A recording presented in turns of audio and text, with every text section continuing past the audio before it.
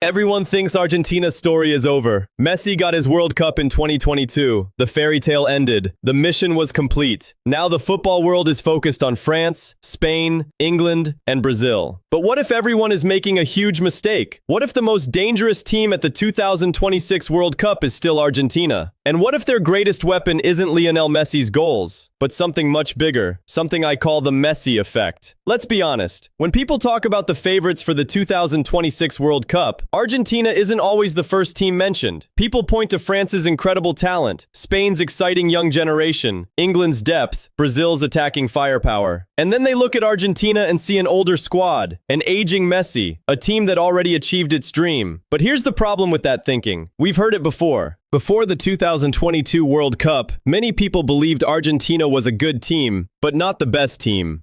The spotlight was on Mbappe, Neymar, and the European giants. Then Argentina shocked the world, not because they had the most talent, because they had something stronger, a team that believed. Most fans think Argentina won the World Cup because Messi was incredible. And yes, he was. But that's not the whole story. The real reason Argentina became champions was because Messi changed the way the entire team played. Instead of trying to do everything himself, he made everyone around him better. Julian Alvarez played with confidence. Enzo Fernandez became one of the breakout stars of the tournament. Alexis McAllister flourished. Rodrigo de Paul became the engine of the midfield. Messi wasn't just leading the team, he was elevating it. That's the Messi Effect. The ability to make ordinary moments feel possible and difficult moments feel manageable. The ability to make teammates believe they belong on the biggest stage in football. Now here's the scary part for the rest of the world. The Messi Effect didn't disappear after Qatar. It became part of Argentina's identity.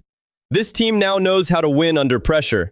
They know how to survive knockout matches. They know how to respond when everything is on the line. Those experiences can't be taught. They can only be lived. And Argentina has already lived them. That's a massive advantage in tournament football. Because World Cups aren't always won by the most talented team. They're often won by the team that stays calm when everyone else starts panicking. Messi in 2026 doesn't need to score 10 goals. He doesn't need to dribble past entire defenses. At this stage of his career, his greatest strength is something even more valuable. His football intelligence, his leadership, his understanding of the game. One pass, one movement, one decision. That's all it takes. The best players don't always dominate matches physically. Sometimes they dominate them mentally. And few players in football history have controlled games like Lionel Messi.